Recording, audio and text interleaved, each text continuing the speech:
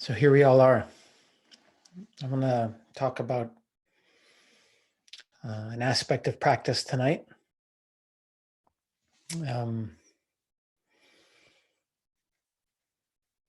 First of all, even as I talk, you can notice that you are here, wherever you are, of course. You're here having some experience. And this is always the case. The experience you're having is, of course, in flux, is changing from moment to moment even. The sights are changing from moment to moment. Even as you turn your head, the world that appears is different. Of course, the sounds in the environment are changing. Your own body and the sensations in the body are this kind of landscape of sensation, which is a certain constellation in this moment, but will also be in flux even in the course of the time we sit here and from moment to moment as we sit here. Even depending on what I say, different feeling tones will arise as you sit. And of course, the emotions as well. And so this is the inner landscape of feelings and emotions and impulses and desires and aversions, and of course, the world of thinking. So even as we sit here in this form and what looks like not meditating, right? This is what people think of as, oh, this is the talk part where you talk or we dialogue with each other.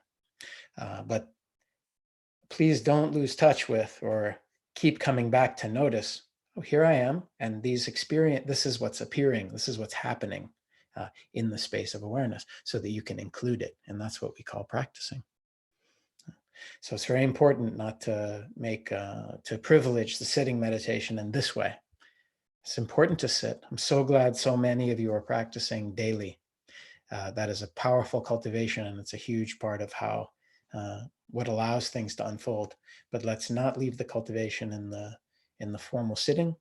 Let's include, even as we sit here and talk like this, just notice your experience from moment to moment without making it good or bad, just including and noticing. You notice how your feelings change as I'm talking, or just, again, ups and downs and ins and outs, your view of me, your view of what you're doing, the thoughts in your head changing from moment to moment as we sit here. So the theme for today is welcoming. I often say this when I begin guiding the meditation. It's like something like putting out the welcome mat or welcoming whatever it is that's appearing in the field of your own experience. And this is a topic I want to talk about today because it's important. So welcoming has some different aspects to it. Another word you could use rather than welcoming is kindness, friendliness. It is very helpful in this cultivation to bring an attitude of friendliness or kindness or welcoming to what is appearing from moment to moment. I know this is not your well-trained habit for most of us.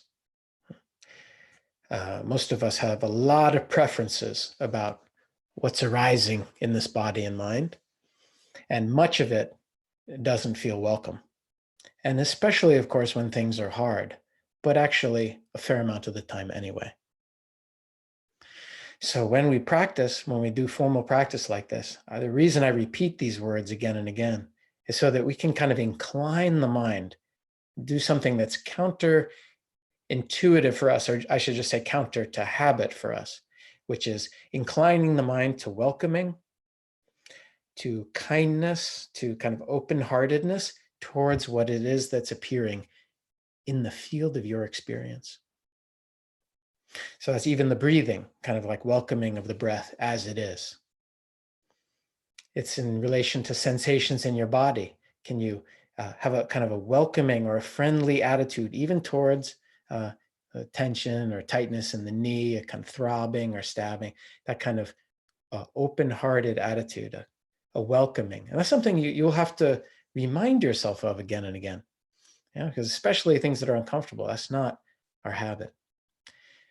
Why is this important? For many, very many reasons. One is, though, we are at war with our experience so much of the time, fighting with it, resisting it, deciding it shouldn't be this way. And this creates a huge amount of tension and wasted energy internally. We are effectively fighting against ourselves, against our own experience. Part of the reason that's the case is embedded in the word I just used, ourselves. Right? Part of the reason we fight with our experience is because we're identified with it as me. Right? So I don't really care what thoughts and feelings you have. I mean, I guess if I care about you, I do. But often people, you like, oh, somebody else has some thoughts in their head, you think it's fine. I guess even as I say that, I realize how wrong that is. We have issues with a lot of what's happening in other people's minds, but with your experience, there's a lot of ideas of how it should be. So this little shift of attitude to welcoming, to a friendliness, even with your own, so I said sensations, how about your own emotions and feelings? The big feelings, we tend not to do that. A little welcoming or friendliness toward your own fear, toward your own anger. Yeah? Anger is present. How about like, oh, here you are. Some friendliness, a welcoming. It's okay for you to be here, putting out the welcome mat. A little bit of this attitude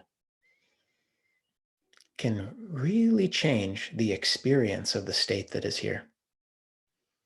And this is not just, I'm not just saying these things. I really want you to experiment with this. A part of the paradox of change in this way of practicing is that when we can actually welcome and allow what is here to be here, a huge amount of our inner distress goes away. A huge amount of our inner distress is not the actual thing that's happening in the mind and body. It's our war with the fact that it's that way. It's with our story about how not okay it is or how it should be different. And so that's why I invite you to just play with this. Again, it'll take some practice because that's not our habit, especially with our own thoughts and feelings. You have some very old judgmental thought or critical of others or critical of yourself.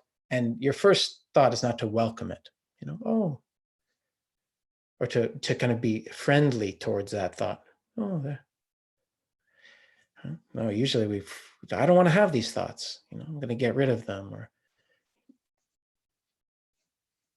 So this is a very simple ingredient. It is you're making a soup or something. You're cooking something. There's some powerful ingredients. Some ingredients are too powerful. This is one of those ingredients. Maybe it's like garlic or olive oil. You can't have too much of it. Maybe that's not true. I'm not a chef, but it's a very powerful ingredient in the mind stream. Just a little bit of kindness or friendliness towards your experience. Yeah. And it's something you will have to practice. Right? So often people say like, oh, I can't accept myself as I am. I can't love myself as I am. Right? And I actually get that problem. That is a real construct that is very challenging. It's very challenging to love yourself because you don't even know what yourself is. Your loving of yourself is like your loving of the story of yourself. You want to love your idea of yourself. That's very hard because that idea of yourself is it's like a constantly changing construction. So don't worry about loving your idea of yourself. See if you can love the momentary arisings. Again, you don't have to like them, but see if you can have an attitude of kind of a deeper kind of care, a deeper friendliness. That's not just about liking or not liking. It's understandable to not like your pleasant experiences, I mean, your unpleasant experiences, a painful experience. Of course, you're not going to like it, but see if you can bring this attitude of friendliness, even a little bit, and see if you can cultivate that moment by moment as you sit in meditation. You can remind yourself of, oh, welcoming, friendly, allowing, may you be here, it's okay, to whatever it is that's appearing. So the momentary phenomena, not something as big and complex as your idea of yourself. And you may find little by little that by bringing this attitude, so much of your experience becomes more tolerable. Even the very hard stuff becomes quite a bit more bearable, quite a bit more okay as it is, even when it's hard, even challenging states like fear, or rage, or real deep grief, that kind of friendliness. I really encourage you to play with this and to make it a practice, including, of course, your thoughts and your attitudes and your impulses. All of this, we're so judgmental of our own, what's appearing in the mind and body. And it's because we take it as like my own, it's mine. And so I don't want to have it to be this way. Yeah? So experiment with this. So much of this content, and this is an insight that we start to have as we sit with it and see it more clearly. It is selfless in nature, in the sense that it's conditioned. You don't decide to have thoughts arise. They just appear. You don't decide what feeling you're going to have next, or what emotion, or what reaction is going to arise. You don't get to decide that. It's very humbling. These are conditioned phenomena that appear. They appear due to myriad conditions, which are, so that web of conditions is so vast, it's very hard to predict. You can't you can't know what's going to happen, even in your own mind and body. Another example is last week I talked about the pleasant or unpleasant, or neither pleasant nor unpleasant feeling tone that appears in the mind with various sense impressions and even thoughts and mental events. And you don't get to decide whether you find something pleasant or unpleasant. What's pleasant for you, some food or sound or, experience, may be very unpleasant for me. We don't get to choose that.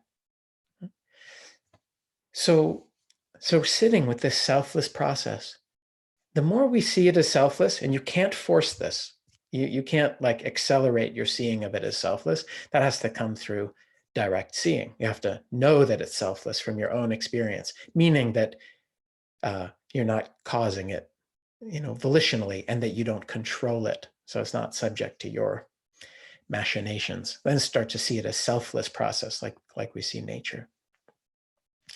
But as we start to see the selfless nature, it becomes much easier to not be reactive for or against what's appearing here, and to have a friendly, a welcoming attitude towards it. Again, so much more harmony arises in the mind, even when there's a little bit of friendliness. Experiment with this. You'll have endless opportunities through the day, moments when things are hard, when you feel frustrated, when you feel upset, when you feel at the end of your rope, when you said the wrong thing, or you're feeling narrow. Bringing friendliness to this narrow feeling. Oh, it's narrow. Let it be okay that it's like this, just for a moment. And see if that's not a bit different. As this gains momentum and we learn how to approach our experience this way, the harmony that is here, even within challenging things, it's hard to even talk about how different that is. And of course, this change will unfold gradually. It doesn't happen all at once as a habit of mind. Now, when we can welcome our own experience, even the places we go, the thoughts we have that you feel terrible about, or oh, how come I'm so, the judgments, the patterned, whether you're feeling above people or below people, or the same as people, where it is you locate yourself in terms of comparison, just noticing that, oh, right now this is the way it is right now. This is what's appearing. Oh, let it be that way. Now I see myself this way. Now I see myself this way. So as we learn to welcome our experience like this, again, we start to see it more clearly. We start to see the selfless conditioned nature of what's arising even in our own mind and body. And the welcoming is sort of something that we've consciously brought into the field of awareness. I said as an ingredient. It's like that's part of the relative level of practice, is that you're kind of doing that volitionally to counter the habit that's there of just constantly ranking and judging and managing and fighting with what's here. We're trying to get new stuff to arise here.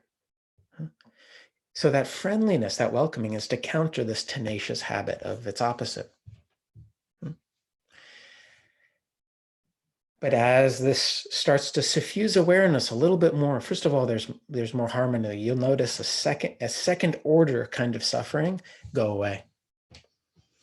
That's what they call the second arrow in the early Buddhist teachings, which I won't talk about what that is now, but just think of it as a second order kind of suffering, the suffering about what's here, not the actual pain of what's arising, the feeling, the sensation, the sadness, the fear, but the fighting with it. Huge degrees of freedom here and now. But not only that, when we learn to bring this kind of friendliness or welcoming towards our experience, and we start to see the selfless nature of what's arising in our own mind and body, it becomes much easier to bring that same kind of welcoming, that same kind of friendliness, that same kind of allowing to other humans, to other beings. Yeah. Because again, I say, do I have to accept you as who you are, as my idea of who you are? Well, that's very complicated, right? I may have a story about you that's hard to accept. But how about this moment? You're angry. I don't have to accept that whatever it is that you want, but just that this is what's happening right now. You are filled with anger. I know what that's like. Everybody knows what that's like when you're paying attention. So it's easier to be kind. Oh, this is your mind is filled with anger. Or your mind is filled with fear. And rather than me trying to talk you out of it or tell you it's going to be okay, I could just be welcoming, friendly with your fear. Oh, you're really afraid. And that field of welcoming, that is a healing thing for people. Right? We all know what it's like to be talked out of our fear, or someone's attempting to even, but this kind of welcoming, or of other people being judgmental or caught up in their mind. When you know what that's like yourself and you can bring friendly to it, a little more friendliness to it, it's easier to bring friendliness to that kind of welcoming in other beings. You can see somebody be caught in something, be completely taken over by a state, and you don't make them evil for it, and you don't make them a bad person for it. You know what that is. You say, oh, that's what it's like. Right? And this is the beginning of us being able to love each other. Yeah, and love each other broadly. I'm not just talking about the people that you love. I mean, see the good in others, even as they are filled with various states. Some of those states cause people, as we all know, not only from outside, but even from our direct personal experience, that can be very ugly and violent and painful and destructive. Right? So I'm not making any of that,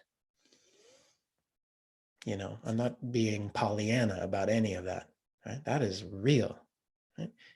But it's different to fight against something, or to stop somebody, or to work against something without making the being there into something of another order, like bad. Yeah. Ignorance is one thing. Being completely caught up in certain patterns of thought and belief. Yeah. We're all, very married to the things we believe. All you need is a strong belief in there that is destructive, and you're dangerous. You're dangerous to yourself or others. So it's actually very useful to see what is actually operating. And this allows us to begin to not only relate to our own mind and body with a bit more harmony, but to also relate to other body minds with a bit more harmony, a bit more welcoming, a bit more kindness. Again, kindness is not the same as, what do they call that? Enabling. or just allowing people to do whatever they want, including harm other people. Not at all. But seeing the good, seeing that clear nature that exists in all beings, the sentience, the consciousness, the awareness. And then there's this conditioning that we're contending with. And this conditioning can be a beast. It can be tough. The patterns of thinking or the patterns of belief or of feeling or reactivity or impulse. These are the conditions that we're dealing with, contending with. And this kindness is a very powerful ingredient to start introducing to the mind stream. First, in relation to your own mind. And as we see this with more clarity, also in relation to other minds. Now that's on the relative level as something we're cultivating. That's something you can kind of evoke or do. But of course, the nature of your own beingness is of this nature. It is already inclusive. It includes everything that we call experience equally. Your own beingness, your own awareness includes all of this. And of course, there's patterning, which can also be included. But then that's why the nature, I say the nature of what's here, when it's not just obstructed by the pattern, occluded by the pattern, is kindness.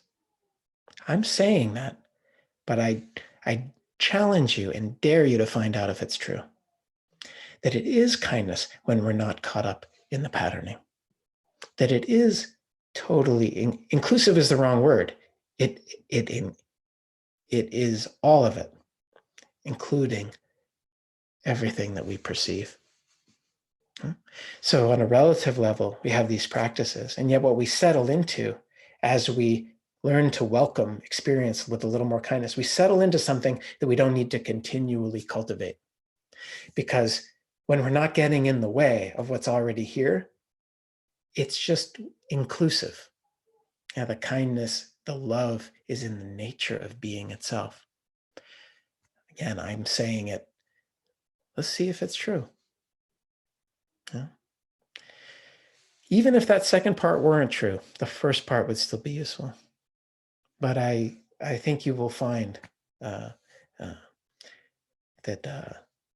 these come together at some point. Yeah. And so it's not like an effortful thing always to remind yourself. And that's the thing about understanding too. When we see clearly the nature of what's happening, both the nature of being itself and the nature of conditioning, when we understand its nature, it's much harder to not be kind towards each other. It's much harder to not have compassion, even when you see people doing very destructive things. Because it's hard to take the conditioning personally to make it about some solid center that's like either good or bad in yourself. And it becomes impossible to do that with other people as well.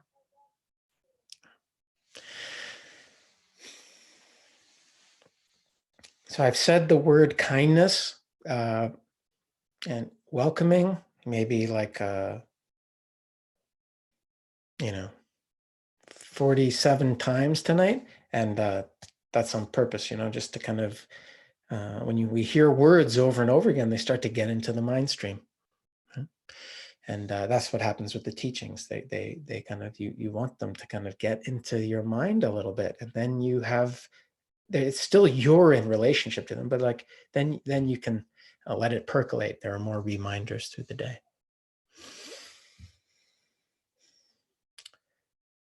So I think that might be enough there. And now we'll take a few, I'm just going to open the Q&A, and I'm going to look at some of the questions. And the way I'm going to do this is that I will, when I pick a question, I'm going to, some of them I'll just read and respond to, but some of them I will ask if you are okay unmuting, and then I'll allow you to unmute yourself, and you can ask it live like this, so we can hear your voice. I think that's it's nice for me. I think it's nice for others so we can kind of hear each other a bit.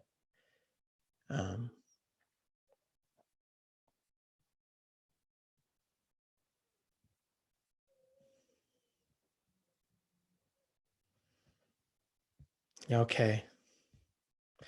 Michael, would you be okay asking your question? Let's see, I need to do one thing first. I'm going to unmute you, Michael. And all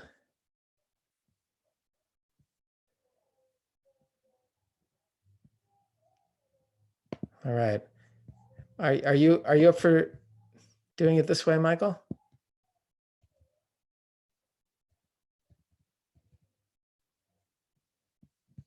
I think you have to unmute yourself. Are you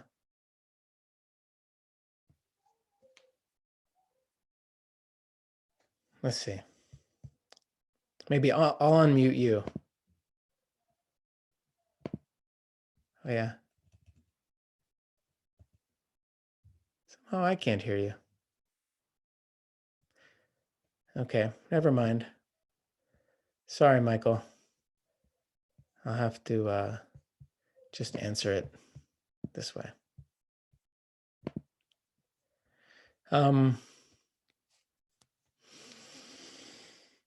So maybe we'll see if that was just Michael or maybe I'm having some issue on my end. I'm not sure which. So the question is, please expand on your statement. There is a knowingness in awareness.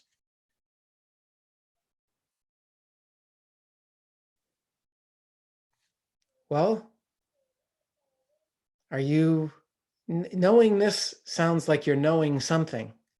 You know, I noticed when I was guiding the meditation, I said something like, how did I say it? I said,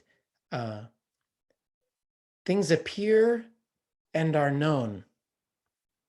And then I, as I said it, even though that makes sense, I realized that that sounds like it's sequential. The things appear and then are known. But actually, if you check your experience, the appearing is the knowing. There's not like a second thing there knowing it. That's an illusion. It seems that way because we're thinking, oh, I'm knowing this thing. So there is a knowingness in awareness itself. What is appearing is being known. Its appearance is it being known. Otherwise, how is it appearing for you? So that's the only thing I'm going to say about that. That's like a very confusing thing to say, but make you try to notice. It's not appearing and being known. The appearing is the being known, and that has to do with the nature of awareness. Okay. Well, that might relate to this next question from, let's see.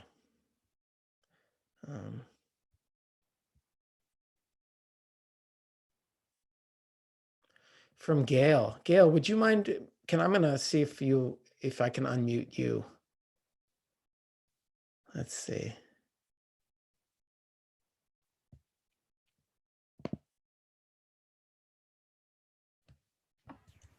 Gail, can you ask your question out loud? Yeah, can you hear me? Can you hear me? Huh.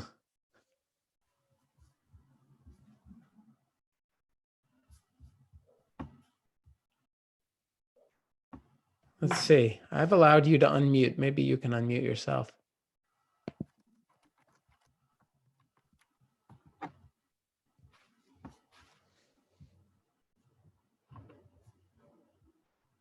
Everybody else hears her except me. Let me unplug my microphones.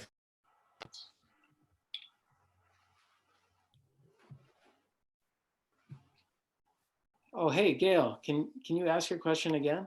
Yeah. Oh, right. So I'm good. the only one who couldn't hear. Okay. I'm all alone here. Yeah. So I wonder if there's a difference between being the breath and being aware of the breath. and I don't know how to say it much better than that, except that sometimes when my mind is really active and I'm just trying to settle, I use like images and stuff to help me actually become very aware of the sensation of breathing and help me do that. But that doesn't feel like I'm being aware of it. Like I'm not standing apart from it, knowing that I'm knowing. I am just breathing. It sounds fine. Sometimes there will be the appearance of knowing the breath. It will seem like your awareness is outside of it, knowing it. Sometimes that won't be the case. It'll be just the breath breathing itself, and there's no like seemingly separate knower. Good. That makes me happy. Good. The important thing is not to try to make it one way or the other, because sometimes we can value one of those and decide that's the right way. And then we kind of take a side, say like, oh, actually the real thing is awareness witnessing what's appearing. Or we can decide, oh, actually when there's witnessing, it means there's an observer, and that's dualistic. Okay. So the key thing is not to make a way that consciousness takes shape right or wrong. Good. Thank you. Great. Yeah, thank you for that. Okay. All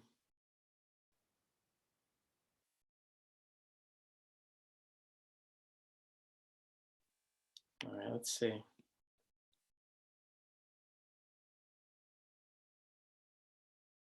So here's one.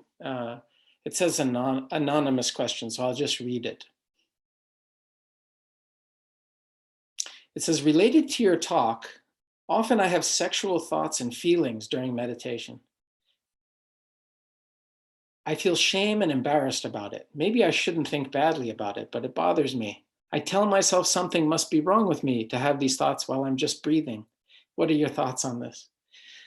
Well, part of the reason that this is anonymous is because it's so taboo to talk about sex and sexuality, or even having, sexual thoughts, right? That's a part of our human experience, which somehow we've decided is, whatever, not that spiritual. How come it's arising during meditation?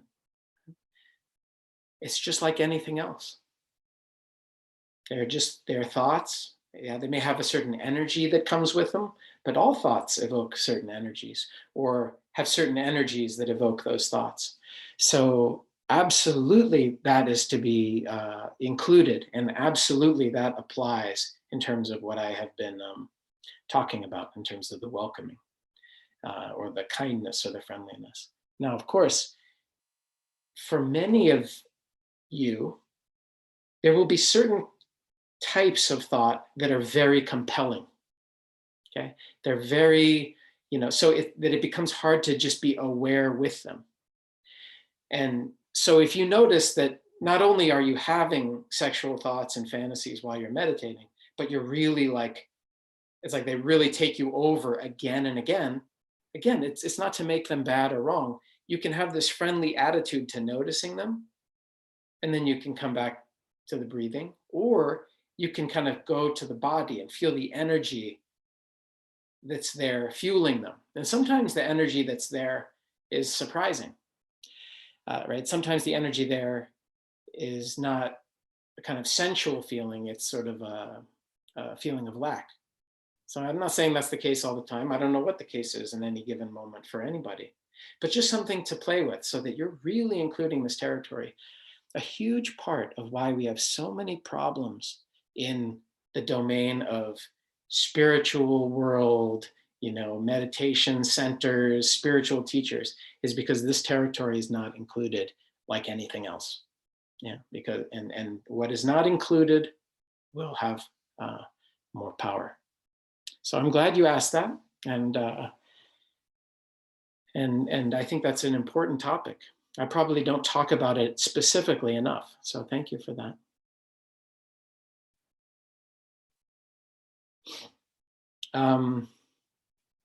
Jay has a good question. I'm going to see if I can unmute Jay now that I have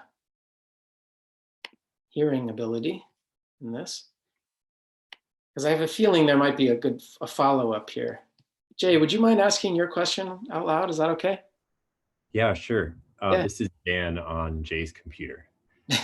This happened last time. I love it. It's like an identity Oh. situation. Yeah, go ahead, Jay. I mean, Dan, sorry. Okay. The question exactly was, I'm pulling it up. It says, when is it time to include and welcome, and when is it time to say no? Right. Yeah. And I was thinking on like one side is maybe the Michael Singer approach, which just everything that comes at him, he takes and like just goes with it and ends up. I don't know who that is, but. Oh, so on one end, like anything that might happen, is just fully surrendering into that experience. And I think feels more like the mindfulness and meditation approach. But then on the other side, what if some situation, probably external situation, just doesn't seem right, and it's maybe time to make some changes in life? Like when does something outside signal change or a new direction or moving towards that direction versus I think maybe being So just let me point something out. yeah. You know something here. I can hear it in the way you're asking the question. Right? And I'm saying it this way because I think it's better to point out what you know than to tell you what I know. Okay. So I want to first point out what you know. You know that there are times to say no to things. Right? I can hear that you know that. That's why you're kind of struggling with that instruction a little bit. You know that there are times when you need to like say no to things in the environment or take action quickly and not just spend time with whatever it is that's appearing in your mind and body. Is that right? Yeah. Yeah. Okay. Good. It's good that you know that. I think so. So the friendliness, right? The welcoming is about the moment you meet what's appearing, right? Like, and so it's not a recipe for action or inaction. Does that make sense? Sort of like, say you have a feeling of fear. Welcoming it means I'm aware that I have fear. What you do with it is up to you. Like what you do in that moment is up to you. And your wisdom is what should determine, This is like, I'm going to stay here and just feel my fear, or I'm going to get the hell out of here because like the house is on fire. Okay. Yeah. So again, the welcoming is like, I know it's here. It doesn't mean I'm going to sit here while the house burns down. Oh. Yeah. Okay. So that way, whatever it is, it's not either or. That way you welcome what's here. Oh, I'm feeling fear. What is it telling me? I'm feeling anger. What is that telling me? Oh, there's something really upsetting happening. And then that might include taking action. So it's not either or. It's definitely not a passive approach to life. Clear awareness allows you to act decisively. Welcoming what's arising in you lets you know what is here. And that's part of the information you need. So many of our bad decisions come from not including the information that we actually have already. Right? Certain kinds of knowing in the body. Something's not right here. This is not okay. Right? All these are like knowings that often you have in the body. Right? We're so good at just not, it's not welcome. Like, no, but there's such a great person. Like, why am I being like this? Right? So anyway, I think that's a great point. I'm glad you know that for yourself. And I encourage you to act on those things as you see them, but also to welcome what appears in your own mind and body too. Thanks so much, Will. Okay. Yeah, you're really welcome. Thank you. And I know you're not Jay, even though it looks like that for me. All right. Bye. Bye. All right.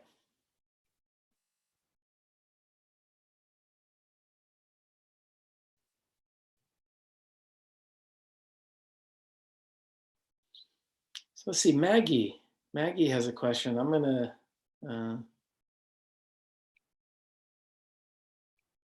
I'm going to unmute Maggie.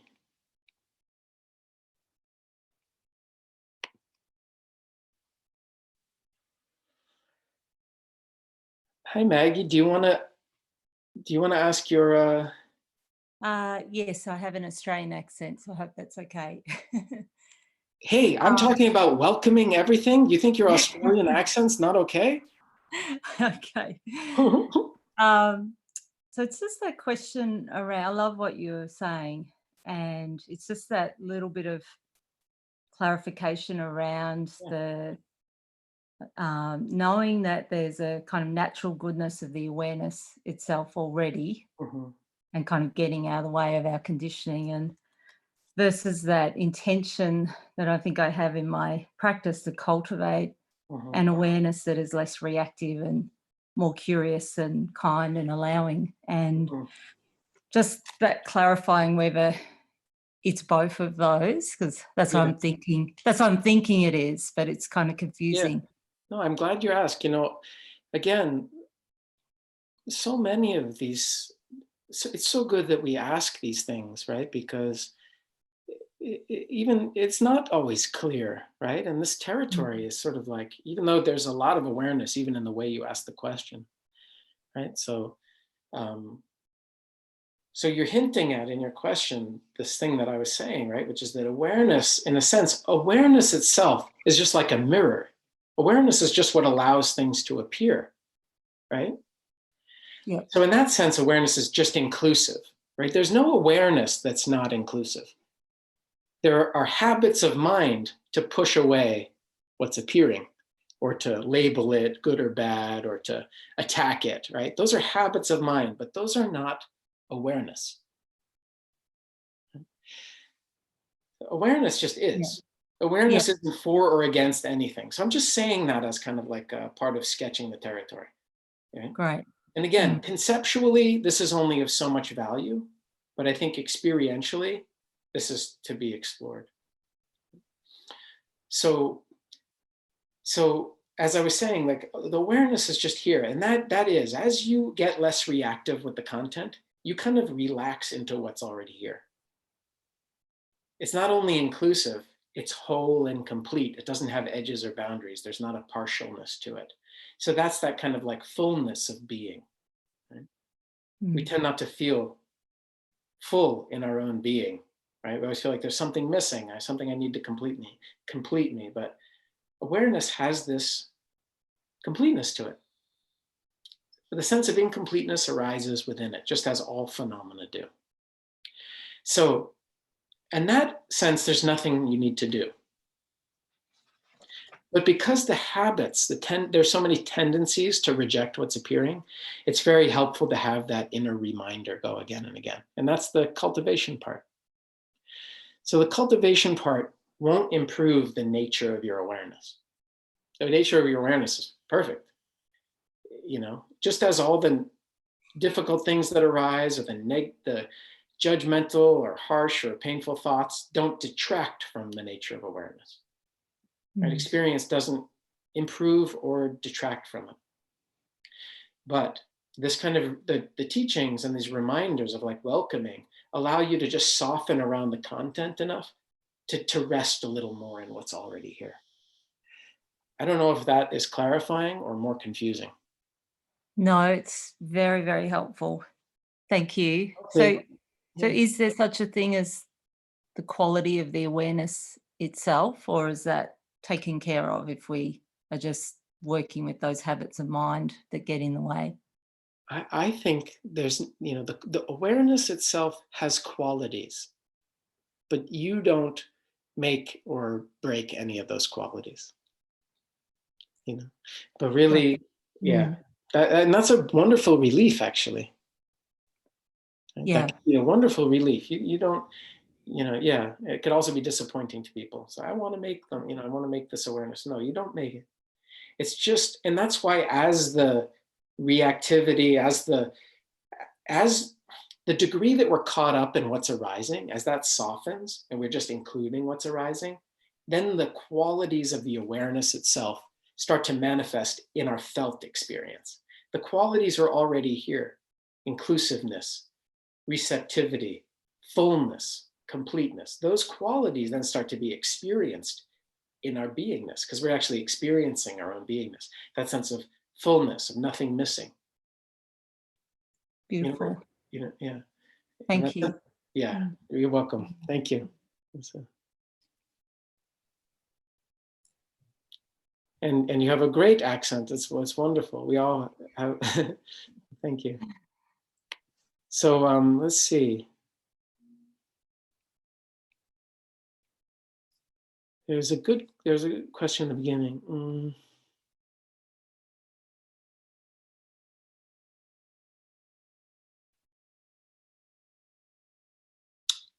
Okay, Charlotte, do you want to ask your question out loud? I'll unmute you. Okay, so.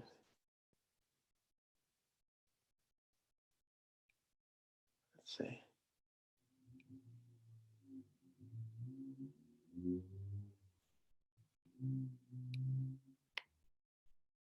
Charlotte, do you want to ask your question out loud? Is that? It's okay. Can you hear me though? Yeah, go ahead. I think it's good. I think it's interesting. The question was long and I'm not gonna read it. Okay, but you want to ask the crux of it? The crux of it is, I feel bad because everybody is so full of love and I've just been the last weeks not that. And part of it is my meditation doesn't feel like my own. It's like the conditioning. I have your voice in my head so much, and that of other teachers, that I'm like, I don't even want to sit there. I've gone down to a half hour a day from 2 hours a day. It's not new, it's not mine, and I don't know how to deal with it. I think that's a wonderful and very important question. The purpose when we're teaching, the purpose of saying these things over and over again is to kind of give you the basic ideas of the practice. It's not so that you have our particular voices in your head, right? But it's so that you know the basic contours of how to practice. And some of those ideas come into your head while you're meditating, so that you have almost like signposts or guideposts, reminders of how to relate to experience differently. I think what you're encountering right now is a question of your experience level meeting too much support. So for example, and I don't know, but you can tell me if this feels right, but I've been leading these morning sessions every morning. And I'm doing that as a support for the community, because of course I know how hard it is to practice every day. I know what a big difference it can make. So I've been showing up on Zoom and leading the meditation every morning. However, if at a certain point your meditation is starting to not feel like your own, it's time to turn off the teachers, right? This is your practice, and you want to take the teacher's stuff so that you have the signposts.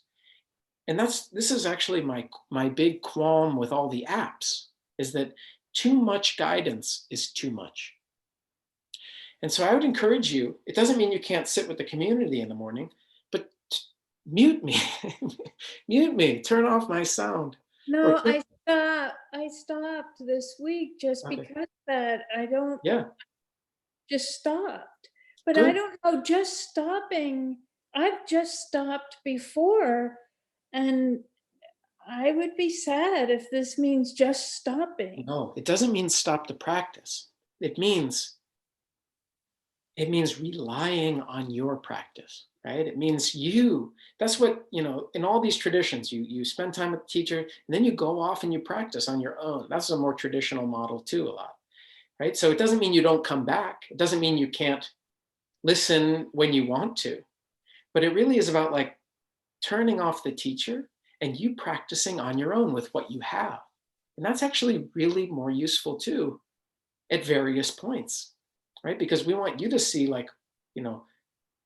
remind yourself, right? I still hear my teachers in my head occasionally, but I'm not hearing that many words anymore, you know, most of the time. And so it's like, it's fine to have it in there, but now you want to rely on yourself more of the time. Doesn't mean stop practicing. It's almost like this is time for another phase, right? A self-reliance phase. And it's not a total phase. You can always tune in on Sunday. You can join the group in the morning when you want to. But I would challenge yourself, don't practice less. Maybe practice more. But it's really, this is about you making it yours. And sometimes we need to like take it back, because really this is much better when it's yours. And I just think it sounds like it's a little bit out of balance in terms of, you know, the teacher's voice. And, you know, I kind of gives me a indigestion when I look and I see people like sitting in a beautiful garden with ear pods and meditating. And I know they're like listening to some app, you know, it's like, unplug, just meditate in the garden. You don't need like whoever in your head. Yeah. What if there isn't anything there but your voices? What if there isn't any? Because I don't have these big opening experiences that I've heard about. I don't have. I'll just say, I know you well enough to know that that's a fear, but that's not true. I mean, your practice has, there has been enough knowing of the effect of it. You don't need to have voices appear or big, brilliant insights. It's changing your relationship to what's arising there. It doesn't mean you don't have doubt storms that come. It doesn't mean you don't have moments when you question everything, as everybody has moments like that. But yeah, this is, I mean, that I would just label that as a fear. And everybody has that kind of fear. Oh, what if inside of me there's nothing? What if all the goodness comes from the teachings and the spiritual tradition, and it's all stuff I have to take into me? And without that, there's actually nothing left here. And it's very important for you to challenge that and discover what is here is your own beingness. And that's actually what you've been relying on all along. You know, these are really earnest questions, and they're good ones. Right? This is very important for, I think, for everybody here to think about. Thank you. Yeah, thank you, Charlotte. Appreciate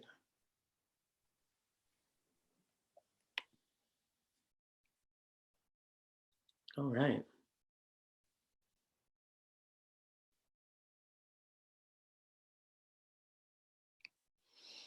I think we have time for a couple more. Gretchen, do you want to, I'm going to unmute Gretchen and see if you want to ask your question. Let's see. Gretchen, yeah. Hi. Yeah. Hi.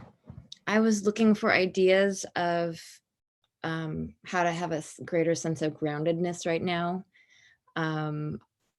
Because I'm a teacher and I'm used to very vibrant work life, having the whole school disappear into a computer, and kids who not only they're in a computer, but they're not interacting very much, but I'm finding myself feeling very disoriented. Yeah. And I also live alone half the time. And so it's just a very weird feeling. And so I was just wondering if you had ideas of how to have a sense of solidness and grounding. First of all, what ages do you teach? Or I teach high school. And so I have a bunch of seniors who are really ready to be done and quite unhappy. Yeah. And it's just really hard. I mean, they just admit that they just don't have any ability to focus anymore, but we're still meeting, regularly. And then I teach ninth graders who are working quite hard still, but they're quite worn out. Yeah. So I can just tell from their faces. Even my most vibrant, animated, in-person, too much classes are all just, I mean, they're just different versions of themselves at this point. So it's, and I realize I'm just, I'm so used to being in this vibrant environment, and it's been very strange to have everyone disappear into my laptop. Yeah. And so I am going aside for grounding, but I was just wondering if in this practice, which I've been joining you for daily, thank you for that. If you just had ideas. Because it's a mind experience, right? It's this mind experience that I have a hard time.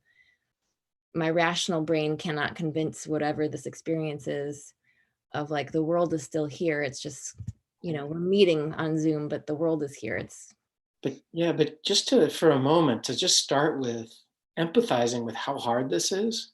This is really hard. I feel for you as a teacher. I witness just, with my younger son, doing class, and I kind of see some of the Zoom classes with a bunch of kids on it. Now they're not high school kids, but I'm imagining it's even harder with high school kids, right? It's basically total chaos, right? And so hard to connect. I find it, hard to connect through that medium when I'm looking at, just looking at that classroom, right? And first people are unmuting, and it's just, so you talk about seeing the impact on your students and how hard it is for them to connect through this medium. And I think you're really in an empathic attunement with them because you're having the same experience, right? So we can talk a little bit about how you can ground yourself, but I think first of all, it's important to just acknowledge that this is totally crazy, right? And it's not the way, most teachers, I'm imagining, you like being with kids, you like that vibrancy of being in the room together. It's very hard to reach through the screen and to connect, right? With a high school kid, in that context, it's really challenging. And you talked about disoriented. Those all seem to me like very appropriate feelings to be having. Right? This is really disorienting. It's not analog life. It doesn't feel stable like that. Probably half your kids aren't showing up. You don't know what's happening with them. Are they okay or not okay, right? This is not easy, and you probably care. So I think the first piece is to just acknowledge how groundless this is and how not subject to your control it is, and how you're actually understanding something about your students' experience, which is very important. Mm-hmm. If you were super grounded, I think it would be bad for your students. If you were feeling super grounded, because you know what? That's not what they're having. Right. So from this place where you have this as information, I think that's a much better place for you to think about how to teach from. I don't know how to teach from that, whatever you're doing with them, but I think that's a very important place. I sort of trust that. Does that make sense? Yes. Yeah. But so now we can also talk about ways that you can find some stability, because I think that's also important. So I'm not just saying that first part, which I do think matters, right? It's okay. So speaking of the welcoming, it's okay that you don't like it. It's okay that it's really hard. It makes sense that it's destabilizing and disconnecting in a way. All of that is I would just say if you can allow that to be the way it is, some of the dis-ease will also go away, right? It's like that. And then you can think about, how do I adjust to that? How am I going to be in relationship to that? So then just a couple little things about you practicing with this interface and your students. One is the body. Yeah? It's very hard for us to stay embodied looking at the two-dimensional thing and kind of going into it. So the more you can stay connected with your own body, kind of the analog, there's a whole analog part of what's happening, and then the computer screen is included. Yeah? So one is feeling your body, your feet on the floor, your breathing. Don't forget, you can turn away from the computer for a moment and notice the room. Yeah? You can also be aware of the screen and also be aware of the background at the same time to help you just stay aware that this is appearing in awareness. So these are all ways that you can practice in little ways. You can come back to feeling your feet on the floor again and again. You can also then be innovative of what helps you connect while you're in this way. And then you could share with your students in that. I think that could be interesting. But my main thing here is that this is totally new. It's really unformed, and it's not what anybody signed up for. And that's a really important place to show up from, I think, with your kids. And I feel for all of you too. Is that, do you have any follow-up on with that, or is that kind of? I was wondering, not just while I'm teaching. Oh, Yeah, just yeah. yeah, I don't know. I guess I can try those things while I'm teaching, but Oh yeah, when you're not teaching. yeah. Well, I'm a fan of meditation, but I also think, I also think moving the body is super important right now. Being in your physical body, however, whatever you do with that. I see there's a dog picture that you have. Is Well, that? it's a dog, an actual dog here. Yeah. Well, maybe connect with your. Oh, my I video's was not on. guessing It's that. a dog picture, right? Okay. Yeah, Yeah. connect with your dog. So yeah, connect with your dog. That just that kind of tactile, and also, I don't know if you have any access to like grass or anything. Just go lay down on the ground.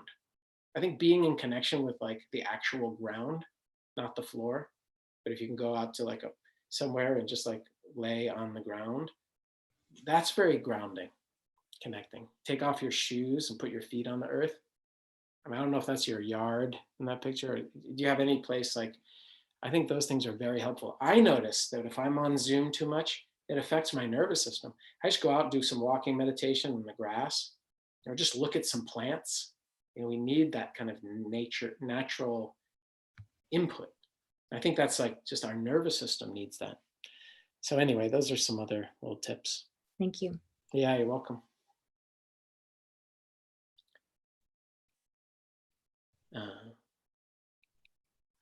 So I think that will be all for the questions for now, because we're almost out of time.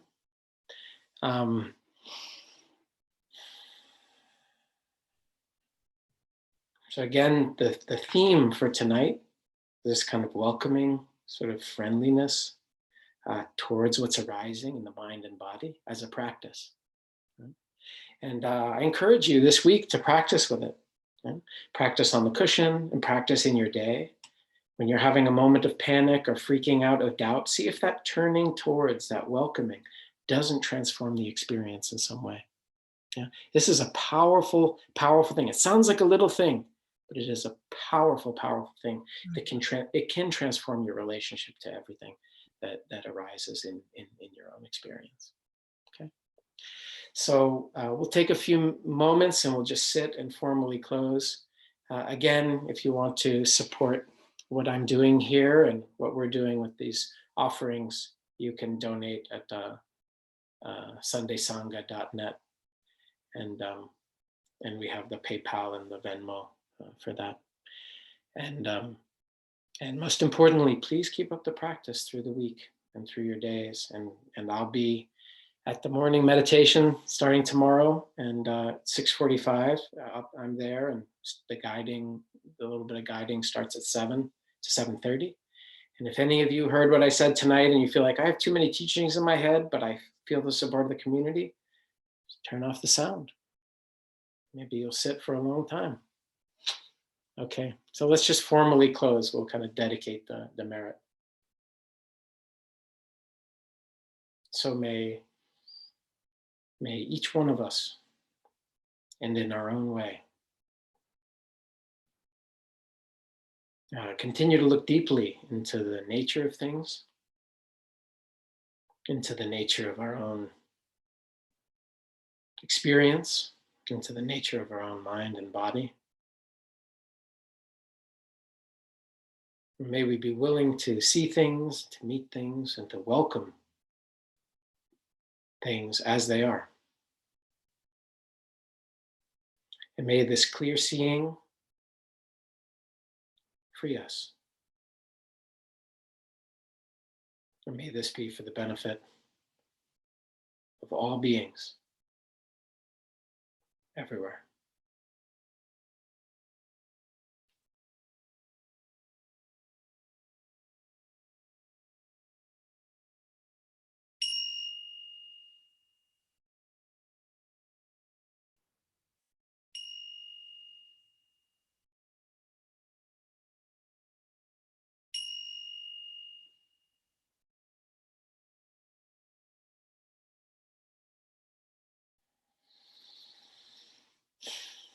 So thank you all, and wish you well, and see you soon.